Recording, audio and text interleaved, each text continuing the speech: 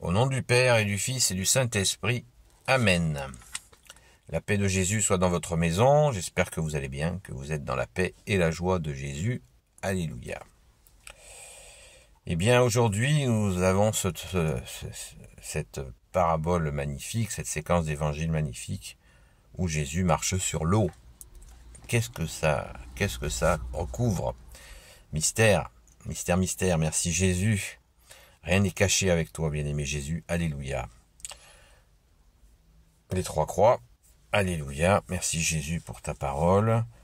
Saint Matthieu, chapitre 14, versets 22 à 36.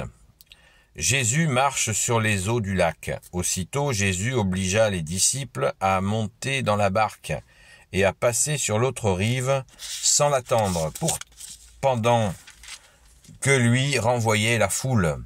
Après l'avoir renvoyé, il gravit la montagne pour y prier à l'écart. La nuit était tombée et il était là, seul. Pendant ce temps, la barque était déjà loin de terre, bien secouée par les vagues, car le vent était contraire. Jésus vint à eux, peu avant le lever du jour, il marchait sur les eaux. En le voyant marcher sur la mer, les disciples furent effrayés. Ils disaient « C'est un fantôme » et ils se mirent à crier tellement ils avaient peur. Tout de suite, Jésus leur parla. « Remettez-vous, c'est moi, ne craignez pas. » Pierre alors lui dit « Seigneur, si c'est toi, donne-moi l'ordre d'aller sur l'eau jusqu'à toi. » Et Jésus lui dit « Viens. » Pierre descend donc de la barque, il marche sur l'eau et s'approche de Jésus. Mais il voit que le vent est fort et il a peur, et comme il commence à s'enfoncer, il crie « Seigneur, sauve-moi » Aussitôt Jésus étend la main, le saisit et lui dit « Homme de peu de foi, pourquoi as-tu hésité ?»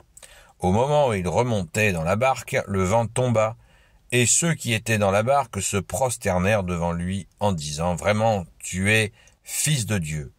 Ayant achevé la traversée, ils abordèrent la rive de Génésaret. Les hommes de l'endroit le reconnurent et ils le firent savoir dans tous les environs, de sorte qu'on amenait à Jésus tous ceux qui étaient mal en point. Ils lui demandaient de pouvoir seulement toucher la frange de son vêtement, et tous ceux qui la touchaient étaient sauvés. Merci Jésus pour ta parole. Alléluia. Waouh. Aujourd'hui, c'est costaud, hein. Tous les jours, vous allez me dire, hein. Mais c'est vrai que c'est tous les jours costaud avec toi, bien-aimé Jésus. Waouh. Eh bien, cette marche sur l'eau, c'est comme la multiplication des mains, c'est des mains, la multiplication des pains. Et c'est extraordinaire parce que c'est bien concret, hein. C'est pas allégorique.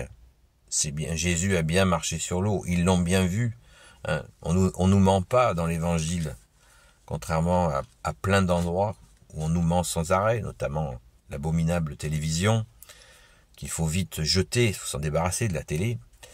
Et là, on nous ment pas, Jésus marche bien sur l'eau. Pourquoi il marche sur l'eau? Bon sang de bon sang, pourquoi il marche sur l'eau?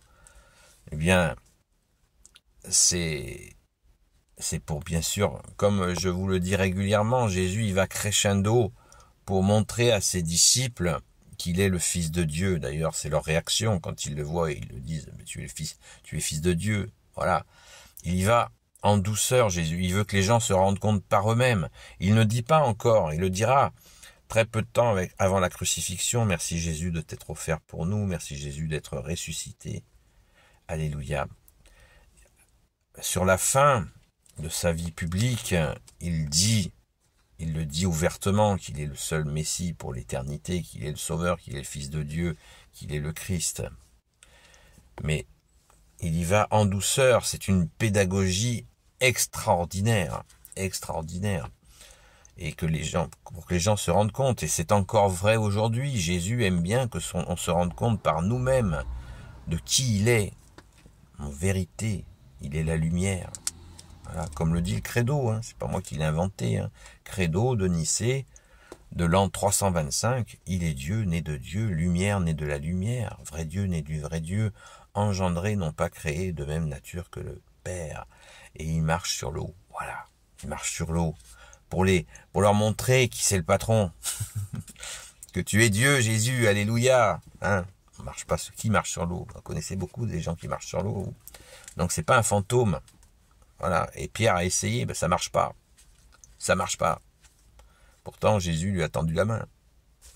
Après, la relation entre Pierre, Saint Pierre et Jésus, qui la connaît? On n'en sait rien, pardon. Donc, il marche sur l'eau. Pour forger ses disciples. Et puis Jésus savait bien que tout cela allait être écrit. Donc, il nous forge aussi à ne pas douter qu'il est Dieu, qu'il marche sur l'eau.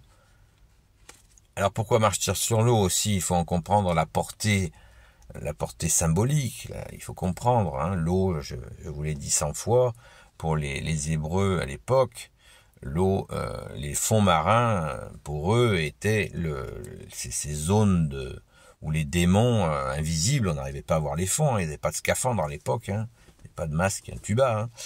Donc ils ne connaissaient pas ce qu'il y avait au fond de la mer, ils ne savaient pas ce qu'il y avait au fond des lacs, et ils pensaient qu'au fond de l'eau, il y avait les démons qui préparaient leur coup tordu. C'est vrai que quand on a été dans les fonds marins, on a vu la beauté que c'est, waouh. Mais à l'époque, ils ne le connaissaient pas, donc ils imaginaient, c'était pas un peuple de marins, le peuple hébreu, hein. Il y avait des peuples au-dessus, notamment les Phéniciens, qui étaient les ancêtres des Libanais, qui étaient des marins exceptionnels, hein. D'ailleurs, c'est eux qui se sont installés à Marseille en premier. Et ils avaient des comptoirs dans toute la Méditerranée. Bon, bref, c'est autre chose. Mais Jésus est venu dans cette lignée juive, et c'est un peuple donc il a donné une compréhension pour ceux avec qui il était, et dans le milieu où il était. Mais ça nous parle aussi, bien sûr, parce qu'en marchant sur l'eau, c'est tous les problèmes sous-marins, hein, quand on dit, oula, il y a des choses en sous-main, il y a des choses, voilà, des choses pas claires. Ben, c'est ça. Et Jésus marche au-dessus de tout ça. Donc quand nous avons des problèmes, eh bien, nous les donnons à Jésus, nous disons au secours Jésus, quand c'est trouble, quand c'est pas net, comme on le dit souvent. Ah, oula, ça c'est pas net, ça c'est pas catholique, c'est pas clair. Voilà. Et bien Jésus au-dessus de tout ça. Donc faisons-lui confiance pour passer au-dessus des trucs pas nets. Voilà. Jésus, j'ai confiance en toi. Et Jésus nous fait passer. Et on lui saisit la main, et on a confiance en lui, et il nous fait passer au-dessus des difficultés. Hein, ce qui ne veut pas dire que être au-dessus, ça veut dire aussi faire des choses. Ça veut pas dire, voilà, je suis le doigt de Pierre d'éventail. Non, ça veut dire je fais des choses, mais avec Jésus, waouh, je passe au-dessus de la difficulté. Par ta grâce, ô Jésus, c'est le message que tu nous donnes, bien-aimé Jésus, cette confiance en toi, tu es au-dessus de la mêlée, comme on dit. Hein? Donc, pensons-y à cette image de Jésus qui marche sur l'eau. Et d'ailleurs, vous avez vu après, les gens, il suffit qu'ils touchent la frange de son manteau et ils sont guéris. Alors, si on attrape la main de Jésus, waouh, on peut passer, voilà, on passe les épreuves avec lui. Jésus nous dit, venez à moi, mon joug est léger. Hein? Et je referai vos forces. Venez à moi, vous qui peinez sous le poids du fardeau, sous le poids, pas sous le poids. Venez à moi, vous qui peinez sous le poids du fardeau, venez à moi, mon joug est léger. Et même Jésus, tu rajoutes, je referai vos forces. Et c'est la vérité. Quand on lui donne la difficulté, Jésus, et quand on est détruit, Jésus nous refait. Merci Jésus. Faisons-lui confiance. Il n'y a que lui qui peut refaire nos forces, que lui, le seul maître dans l'univers qui peut refaire nos forces, parce que il est le maître qui est Dieu. Et oui, merci Jésus d'être Dieu avec ton Père et l'Esprit Saint. Alléluia. Béni soit le Père, le Fils et le Saint-Esprit. Amen, selon ta sainte volonté, ô Jésus. Et avec tous les saints et saintes amis de toi, Jésus, particulièrement notre Mère, Saint Joseph, Sainte Marie-Madeleine, notre chère Sainte Patronne, de vous bénir abondamment selon ta sainte volonté, Jésus, ainsi que vos proches. Et je vous dis à très vite. La paix de Jésus soit dans votre maison.